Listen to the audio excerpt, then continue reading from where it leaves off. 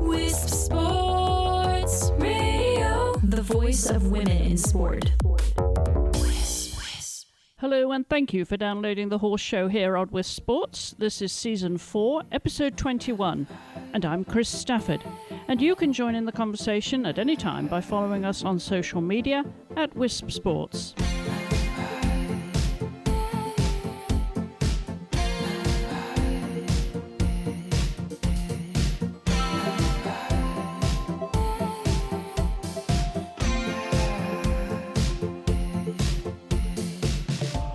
Past weekend, I attended the Ocala Jockey Club 3-day event in Ocala, Florida.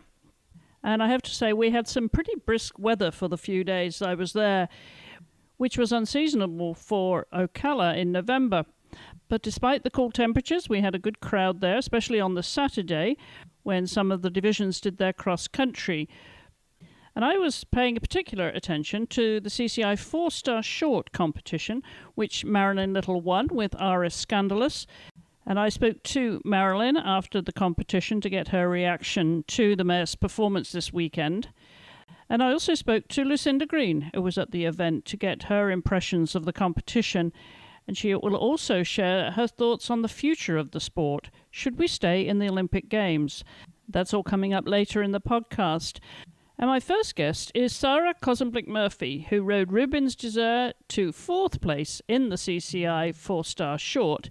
She was second after dressage on a score of 32.5 and clear show jumping, but they added some time penalties to finishing 4th place.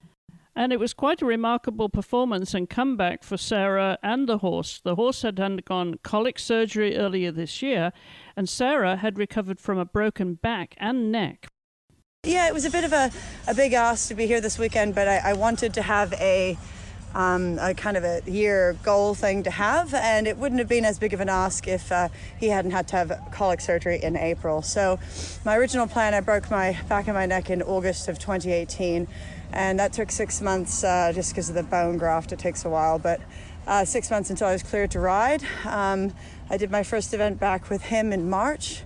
Did a preliminary, it was great. Did a intermediate in April, and then a week later, he's never sick. He freakily colicked and needed to have surgery. So that just put me back because I didn't have anything other than him, really. I had some nice young horses, and I ended up being able to slowly buy a horse called Devil Munchkin, but I didn't know him very well. So that was a little bit hard when you're recovering from an injury like this, to be on horses that you don't really know, and ride at a proper level is a bit hard, although I did get to do some good tracks with him. Kermit's a lovely horse. But it really is special to me to have this horse. My goal once I sort of was listening to him and thinking what he could do, he started jumping in August, and he's good at telling you how he feels, and he's been wanting to be back in work, but it's like having a C-section, so I've never had one, but that's what I'm told. And so, sometimes he's already a bit of a careful jumper. So little things like yesterday I didn't wear a stud girth because he doesn't like the pressure now after the surgery of where the stud girth goes. There's just little things like that, So he just started to feel more like himself jumping-wise about 3 weeks ago. I did enter this competition thinking, well, I might just try and do dressage and show jumping, and I'll just go ahead and do that and see how I feel. But to be honest, a couple weeks, I took him to Tampa jumping last week, and he felt very, very good. And then he obviously jumped lights out yesterday, more so even in the warm-up they did in the ring, but he jumped great in the ring too. And then I just thought, bugger it, like we can go ahead and we've got enough experience. Let's go ahead and knock the rust off a little bit, So that's what we did. And I always had in mind that I'd pull up if he felt too tired. I knew he was going to be a little tired, but if he felt too tired, I'd just pull up was my plan. So talk us through then the dressage, show jumping. I mean, each phase went then according to the plan for the whole weekend. Yeah, it did, which is a miracle. But best laid plans and all. But his dressage test is very good, but I expected that he can be even better. he's a wonderful horse on the flat. He's very well trained by Mickey Kuchta before me, and he's a wonderful horse to ride on the flat. And also he's a performer, so he might be a bit of a pain in the ass at a preliminary horse trials, but he would never do it if there's live stream. So he's spooky, and he's a bit of a French like spooky horse, but he would never doesn't want to embarrass himself. He knows when there's, like all good horses, he knows when it matters. And with a good result under their belt for this season, I wondered what the plans would be for them as they look to 2020. I'm trying not to make any plans, but to be honest with you, I have my sights on possibly going to Tattersall's in May, and the reason that I'm thinking that is a lot of things. I think it'd be a nice track for him. I went to see it last year when my friend Will Coleman was riding there. It's a hometown event for my husband as well, so his family is not even 10 minutes from Tats, and so I just thought it'd be kind of fun. I thought the horse would be very competitive there. He's good dressage, good show jumping, that matters at Tats. He's a brave cross-country horse, and by then I'll have him fit and strong enough that I can be fast enough. Right. So I just kind of wanted to go somewhere that, at this stage of my riding career, I always want to show up at the 5 stars and things, but I also really, thank you, Jenny. But I also really want to, go and be competitive at events I've wanted to ride at. So if I have the opportunity, I've kind of learned that if I have the opportunity to do something and I think I'm going to be competitive, then I want to just scrape the money together and go. Yeah. And then maybe plan on trying to do the new 5-star at Fairhill in the fall. Okay. That's sort of what I was thinking. And with this being the third running of the Ocala Horse Trials, I put it to Sara that despite the unseasonal cold temperatures during the weekend, this is still a super event on a lovely property. It is a lovely event, and honestly, I know everyone's been moaning about the weather, especially the foreigners, because they came over here for the Florida weather. But I honestly thought it was perfect eventing weather. I like it. I mean, thank goodness we got the rain. The ground feels amazing. Some of the best ground I've ridden on all year. I mean, besides like Bromont. And to me, I like it when it's raining. I like it when it's cooler. It factored in one of the decisions on running Rubens today was the temperature. If it had been a hot day, I probably wouldn't have done it. Okay, well done. Lovely weekend for you then, yes, Sara. Thank you very much, Chris. Appreciate it. And Marilyn Little won the CCI 4-star short division with RF Scandalous, finishing on a score of 41.2. They had a dressage of 24.4, which put them in a convincing lead, to which they added a lovely clear show jumping round. So I put it to Marilyn that after the mare's setback last year, she really looked like she was back in the groove and meant business again. Well, she's when she does get to come to the party, she is always in the groove. She's just a wonderful partner and a wonderful competitor. So it's so much fun to be here with her this weekend. Just love every minute riding her. Feel very, very blessed to have that opportunity, and her owners were here this weekend, so that was a ton of fun, and it's been a long road to bring her back. Everyone's been very patient, and the teamwork has been incredible, so this is a special weekend for a lot of reasons. I wasn't very pleased with the test because I left so much on the table, and she was very, very fresh when she went in, which you can't blame her for that. And I mean, I was excited too, and we're probably feeding off of each other a little bit, but she could have easily been quite a few points lower. All horses have their day, and she's brilliant in that arena. So I need to capitalize on it. But we were all very excited on the first day. So not our best, but still very good. Having watched the mare show jump and then go cross country, where she looked absolutely fabulous, really getting into a lovely rhythm and looking all business. She is very businesslike. She's a funny horse. She has her moments. The warm-up area, she's notorious for being a bit atomic in the warm-up area or heading to the arena. And as a younger horse, she would carry that into the arena. But these days, she then she puts on her suit and she walks into the arena, and she is all business, and she's there to do a job. And she truly understands that this is a game, and she likes to play it. And it's been quite a journey for Marilyn to get the mare back on track after the setback that she had last year, just before the World Equestrian Games. So I asked her what it took to get the mare back to fitness. Well, those were very dark days. She was injured. She had a soft tissue injury just the day before she was meant to ship to the World Championship venue in Tryon. And we did a scan, and we realized that if there was no way she could compete and be viable, and it was not in her best interest. So we withdrew, and Will took our spot, and the best thing I could do at that point was to really understand the injury. So we put her on the truck, got her a private lorry to take her down to Dr. Haynes Stevens in Wellington, Florida.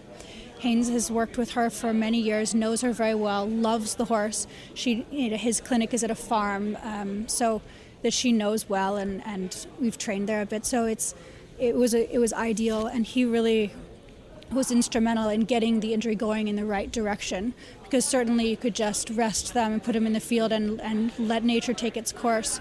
But realistically, when she came back, that injury needed help to set it going in the right direction in the beginning, because this is such a hard sport. They can't just be sound to return to work. They've got to be absolutely the best they can possibly be. So she was jumping by March. She was jumping small jumps. She was in work since last January, jumping small jumps by March. She really could have started competing in the summer. And I spoke with the owners and spoke with Eric DeVander, and everyone was very much agreed that later fall was actually ideal. We just keep training and focusing on her and putting more distance between the initial injury and her return to competition, so she wasn't going to be in any pressure. And in hindsight, I'm so glad that we did. I feel very good about it. I don't mind taking her out cross country. Haynes came up and I wanted a final check off, and I said, you got to fly up here before she came to this event. I said, I need you to just put eyes on her again. Tell me that you think she's ready, or if not. And he said, she looks great. Go enjoy her and go do what you love. And she was so happy to be here, and she just gave me a brilliant ride out there cross country, and I couldn't be happier with the way she went. So was that one of the first calls you made to him when we made it? Yes, absolutely. Absolutely. I called him, and I sent him a video clip that one of the owners had, and he's overjoyed. I mean, he's gone above and beyond for this horse and for me, and I'm so grateful. Where did she run before this then, Marilyn? What did you do? Well, I did 2 prelim events. Unfortunately, I didn't really take that into account. It's a bit hard to find intermediate and advanced later on in the season, because most people are, they're going to Fair Hill and whatnot. So I had 2 prelims at Morven Park and Warradaka to prepare for, and it got her out and knocks a bit of the rust off, but nothing really compares to running down to a set of corners or jumping into a big water. And I mean, this level is meant to be imposing, and Clayton did just that. It was a tough enough track with some big questions, and this is the place where I broke my foot on those exact corners. And as I was walking the course, I saw them, and I thought, you know what, did it have to be this way? But it's a good thing. I got it. As I was coming up to him, I thought, this is going to work. And she just was straight as an arrow. She's just brilliant. And I wasn't as prepared as I could have been coming in here from a cross-country standpoint. But I trusted that she knows what she's doing, and she wants it really badly. And as I said, she did look as if she was really enjoying herself cross-country. So it was a bit of a surprise that she had the time that she did. So she finished on a score of 41.2. Actually, I was really moving along quite well, and I was doing the lower numbers in the combinations. I took all the direct routes, but you have to remember that hundreds of horses ran across those tight turns, and it is a very twisty, turny course out there with a lot of hairpin turns, and you've had a lot of riders wanting to win, and they've been right up on the ropes, so the footing is really churned there. And my plan was always to get out and walk the course this morning after everyone ran yesterday, to see what it looked like, because it's definitely evolved from a few days ago. And I knew that I was not going to be able to be on the ropes, that I was going to have to take a wider track, maybe pick up on some different lines and different approaches to the fly fences and to the combinations. You saw my line into the last water, my line into the corners, they're all a little different. And I was definitely off of the lines at the fly fences just to keep her on a bit better footing, because I knew I wanted to gallop her, and I wanted to come away from this weekend feeling like I really knew what I had. But I didn't see. At the same time, I'm not going to compromise her and send her across footing that's when there's a better option, and it was just going to take a little more time. It is a choice. So what did this tell you then, not just about where you are with her fitness, but also for yourself and your own eventing program? There's a few cross-country rounds that stand out in my life as just absolute pure pleasure, and this was one of them. For a lot of reasons, it's obviously a sentimental weekend for me, but she reminds me regularly that she is, I think she is one of the best horses in the world, and she's a great partner, and she gives 150%. And I knew that coming in, but sometimes you think, oh gosh, it's been a long time, and she's telling me she's still here, and she's as good as she's ever been, and she's a great competitor, and she reminds me of why I love this so much. So I'm very lucky, and I'm really looking forward to whatever next year holds. I hope to go to Kentucky with her. It'd be so great to take her back there. And we're just, things are only getting better with her. So with that spring season in mind, what did Marilyn have planned for her now? Well, she'll go to Wellington. She'll do some dressage, do some show jumping, but I want to stay out, and I only have one horse. I really need another horse or two very badly. But I need to organize the financial side of that. I need some help to make that happen. And it would be fantastic for me, but it would also really help give her some support so that I could stay, a bit more in the game and not have to have so much pressure to come in on one horse these days. Because I know what it's like to have a lot of I've had that, and it's such an advantage. But so I'll be running a few events with her. One or two slow ones just for training to go out at the beginning of next year, get her out and do some dressage shows, and then probably go to a short 4-star, maybe Stable View or the Fork, something as a prep so that I have a good idea. But not a lot of pressure leading up to Kentucky. I was very judicious last year leading up to Kentucky. I don't like to run the horses a lot. I think that when they know their job, I don't need to put that many miles on my trailer. Just let them come and do their job, and we'll choose wisely. But she'll tell us. She always has. And as always, Marilyn runs her eventing program alongside her show jumping program. So I asked what was in store for her this winter. Well, this is really the beginning of the season Wellington starts in January, so the pre-circuit shows are starting. My horses are shipping down this week. My journey down to this event in Ocala came through the Duke Horse Show, where I jumped Clearwater last weekend, Karen O'Connor's show jumper. He won the Grand Prix on Saturday night. Sunday morning we were on the way down here for Scandalous to do this week. So it all goes hand in hand in my stable. It's just a different game games on horses, and I'm lucky to have them because it does help keep me sharp. But as Kentucky draws close, obviously it's going at the same time as Wellington. So you have to have a very good plan, a good team in place to help make it all work. We have to do the things that Scandalous needs, but at the same time, it's full speed ahead for me from January until March with the jumpers. So all those people that were whispering in the shadows that, Marilyn's giving up eventing and going to focus on show jumping, none of that is true. You've got obviously a horse with a mission, and you want to get back with some other horses too. I think if you have something out there in the stable like Scandalous, as long as she's around, I'll wake up any day, anywhere, and I'll drive 1,000,000 miles to ride her. Who wouldn't? She's the horse of a lifetime. And if she's on the table, then so am I. If she's not, yes, it is hard to do two sports, but I do love it, and I do this because I'm passionate about it. I don't do this for a living.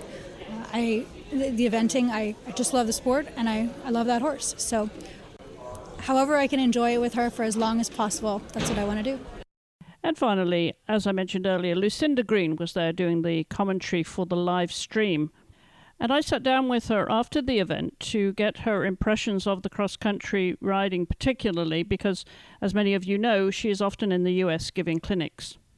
Yeah, I come over here a lot, and I go every year to Kentucky and for the 5-star and Fair Hills for the 4-star, and I watch the riding and I watch a lot of techniques, I suppose you could say, and I'm very impressed by what I've seen this weekend, right through from we watched every single 2-star because we were commentating amidst blisteringly cold weather on the 2-star. We were actually sat outside to do the live stream, and I was well impressed by what I was seeing. I really felt across the board everybody has understood the need to sit, if you like it, in the dressage seat in those last few strides before a fence. Sit up, be ready for trouble in that right balance. I didn't see anybody who didn't do that, except for possibly one or two, but I'm not going to publicise their names.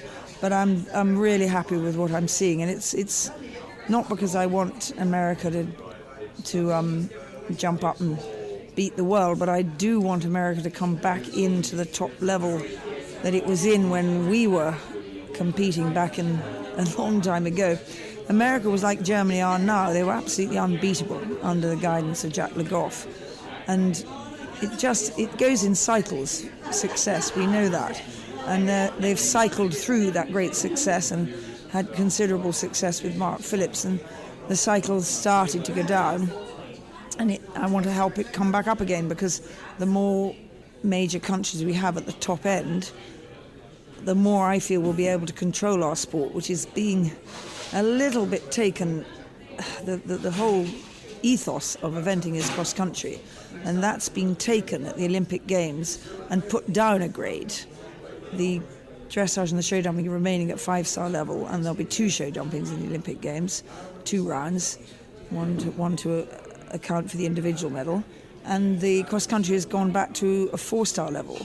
And this is how the World Games was and will be for the foreseeable future. And I find that really, really sad, because the reason we do eventing is the cross-country. If we wanted to be a show jumper or a dressage rider, we've got our own sport, we can go and do that.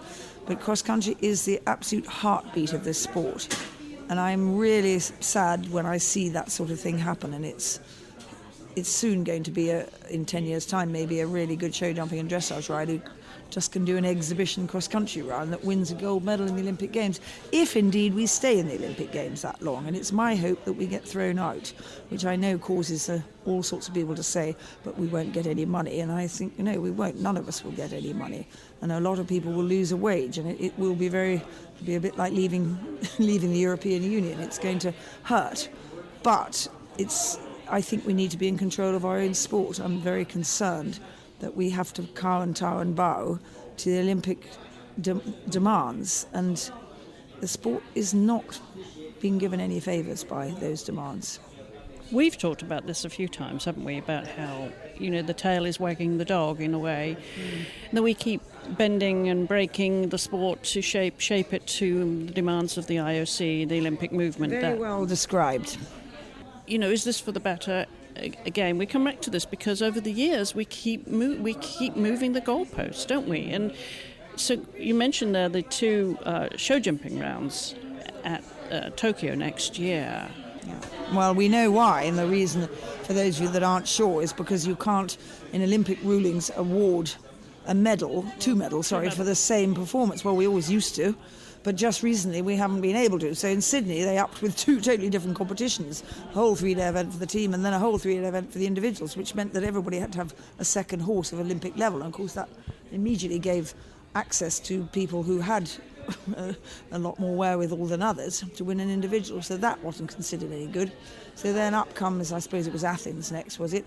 With, we'll have 2 show jumping rounds, and that will allow the Olympic ruling to be adhered to, because it's not a completely similar event. We've added a show jumping round where they couldn't add a cross-country round. Thank God they didn't add another dressage test, so let's be glad it was a show jumping round. But you're so right, it's not what it's all about. And I mind like anything, because I feel the cross-country skill is so spectacular and special, and I do feel, I'm afraid, that you can be a 4-star rider and still not be a 5-star rider. It's a special skill to ride across country at 5-star level and continuously and keep that horse's confidence and keep his ego and keep everything right for the challenge. And I've seen a lot of people who get away with 4-star who are not going to make it at 5-star, and this is what's going to win an Olympic medal, and that's going to be really sad. Just want to go back to your point about the American style of riding and how they are getting a little bit more defensive, sitting up a little bit more, and you've had a lot of influence over that. But the reason why you need to sit up, and if you like it, and the best way to describe the approach to a jump is dressage seat in short stirrups. And that doesn't mean grinding away with your bottom, but nor does dressage mean grinding away with your bottom. It just means your 2 seat bones are plugged into your saddle and your shoulders are above your hips and you're in a position that is ready for trouble. And the whole point about cross country, in my view, is the speed of your reactions and the speed of your horse's reactions. You do not know when trouble is coming. You have to expect trouble at every second. If you knew when trouble was coming, everybody would be very good riders. It's being able to respond and react instantly to something that happens that you weren't expecting. That is very, very hard to do from any position other than the dressage seat, because that is where you're in control of the balance and the power of the horse. Otherwise they do dressage like a steeplechase jockey. They don't, because sitting up gives you the best possible chance of being in control of the 2 things you most need in a cross-country course: power and balance. And of course the other aspect of cross-country riding is the safety, and this is something that I put to Lucinda. From the early 90s we started this terrible death roll, and I think I've actually run out now because it's run out of counting now, because there's been about 5 this year, and you've had 2 in practice, and we've had 1 over a hay bale in a field. Tragic, absolutely tragic. But I think it's sort of hideously near the 80 mark now, the total in 26 years. Before that, it didn't happen. And I don't think it's just the fact that the whole world knows what's happening now at the press of a button. It really didn't happen. And I think one of the real good reasons is that the fences are built now with such security and such foundation that you could actually live in them. They do not move a single centimetre when you hit them, and that creates the rotational fall. It doesn't take a great brain to realise that if you hit something that doesn't give at all, you're going to flick over it in a neat rotation, and it's underneath that you might easily not get away with your life. Whereas in the good old days, we fell all over the flipping place, but they all fell to the side. They fell properly, and it hurt, and you broke your leg possibly, and things maybe weren't so good, but they were never fatal. And so I think along has come the frangible pin and the Mims pin and everything else to make it frangible, and when you're not sure if a horse is going to hit a fence, so you put a whole layer of brush on the top of it. So you're trying to create what we had before, but the post hole digger came in. You know, if we maybe just put the uprights in with a hand instead of a post hole digger, or put them in less far and have them a little bit less solid. But this brings me to that sad sort of fact that people's livelihoods are at stake as well as riders' lives. A course builder isn't going to get a job if his course doesn't stand up to muster. If he has to stop the competition to mend a fence, he's not going to be asked back. So he digs his posts in really, really well so that his fence doesn't break. But in the good old days, every fence, I think, had a certain frangibility about it because the uprights weren't in very strong, and the tables were the first ones that caused the fatalities. And the tables are railway ties stuck straight into the ground in a spread to create the table, and I think they probably didn't give even half a centimetre. But I've seen it with my own eyes. I've seen 3 times a fence move with a person that I was training, and each time I thought that's not good, and each time the somersault has just moved to the side and they haven't come down on top of the rider. And I think that has a lot to do with it. I think the fact that the dressage and the show jumping have become ever more important, which is why I bang on about trying to get show jumping more, cross-country more influential. And you're finding, and there is a swing away from this, I detect now, but there has been a huge swing towards warm bloods. And warm bloods nowadays have got a lot more thoroughbred in them, but earlier on they had rather less, and they don't think as quickly. Not all of them. You can't say that about every horse. There's some brilliant warm bloods out there. But the thoroughbred, on the whole, is a very sharp thinker. Now, I just had a father and mother of a fall at Houghton at the end of May on an Australian thoroughbred who simply didn't think quickly at all. He just cantered straight into a fence. So there are exceptions, and there are exceptions. There are exceptionally quick-thinking warm bloods, and there's exceptionally slow-thinking thoroughbreds. But on the whole, the thoroughbred is bred to gallop.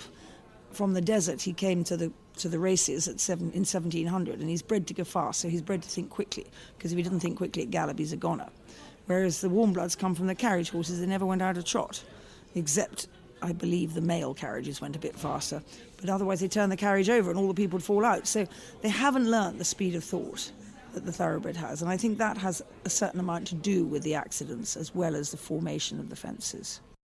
Where do you think we are then in terms of the evolution of cross-country course design? I know you don't have a crystal ball, but pretend that you did and that somebody out there is listening to what you say. I am glad, even though I tried to become a course designer and then discovered I was too old and I get sacked almost before I'd qualified. I'm quite glad I haven't become one, because I think the onus on the course designers is absolutely enormous.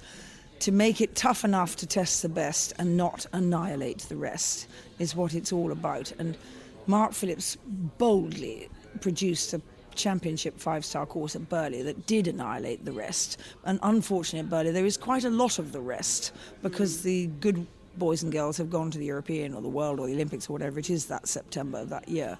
So you're not with quite the same 80 competitors as you are at badminton. And I imagine he suffered a lot for that, because he did only get a third round, and that's completely acceptable in 1902, where I come from.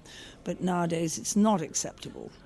There were one or two things I would possibly have done differently, but hell, that's in hindsight. We're all very good course designers in hindsight.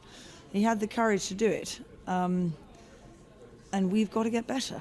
And the good riders showed that it was perfectly acceptable as a course, and Pippa was on a young horse and rode out of her skin, and cross country was never her first thing. She was a very, very good dressage rider and show jumping rider, and she's come to cross country genius quite late in life, and she got it done. So I do think that they tend to be so beautifully manicured, the fences, not just in this country, that you can invite quite a bad jump and they can get away with it. And by that I mean quite a lot of the fences here were shaped like little mini roofs. So if you hit the front of them, you're going to slide up before you get to the top. And with a bit of luck, you can get your legs out of the way, which is good. We don't want horses falling. But as soon as you don't get a face of a fence that makes you have to ride properly, you lose that skill. And just to emphasise what I mean, Michael Young went to Strego one year. It was a very, very good Polish event, and goes to 4-star. And in the bushes, he found a whole load of the old fences, and he bought them all and had them transported back across Europe to Germany. And the reason he did it is because they were proper good upright fences. They weren't all slopey this way and that way. And he wanted to train his horses over decent fences that if they didn't pick their feet up, it jolly well hurt them. And a horse has got to learn that he can't take liberties. And these fences allow a horse to get away with not really setting himself up well and jumping well. Well, that means that the rider doesn't have to do it for him, because the horse is able to get away with it. So it's a little bit tricky, because none of us want horses to fall. We certainly don't want anybody hurt. But if you keep lightening up the face of every fence, you lose the skill to ride a horse when you have to slow down and ride it together. So you end up getting too many fast rounds inside the time.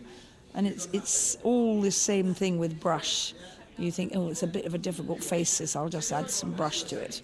And in that way, you possibly avoid the falls, which is good. But what we need to do is teach people to ride those fences when they're not fluffed up with brush or a nice slopey front.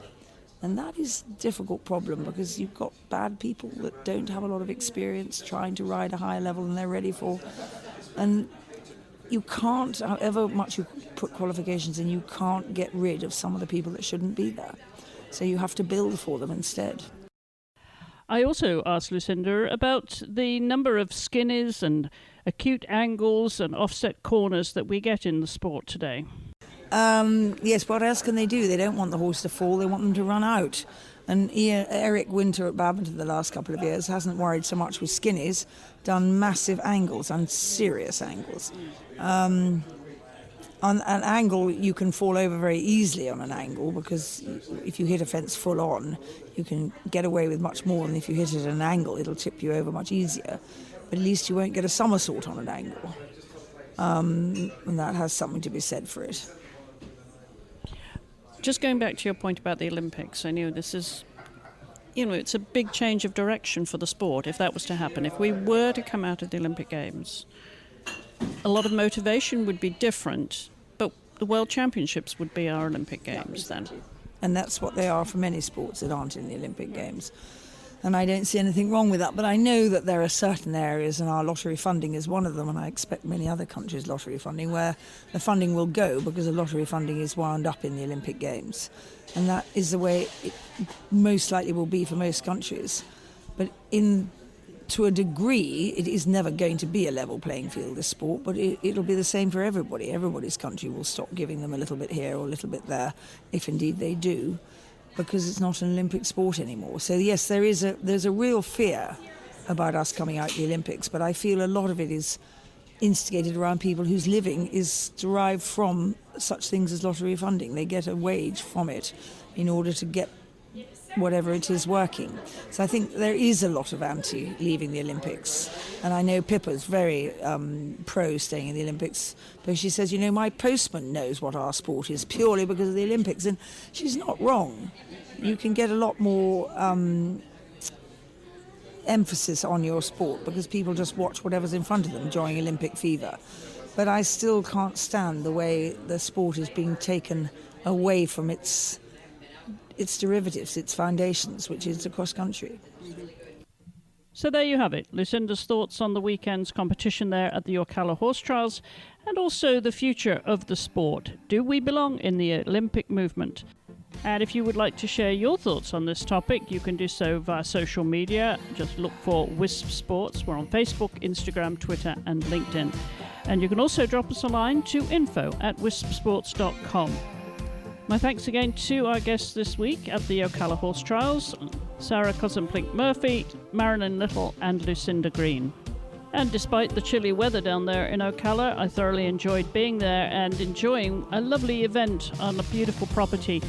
I hope that competition stays on the calendar. So until the next time, thank you for listening and to helping us turn up the volume on women's sports.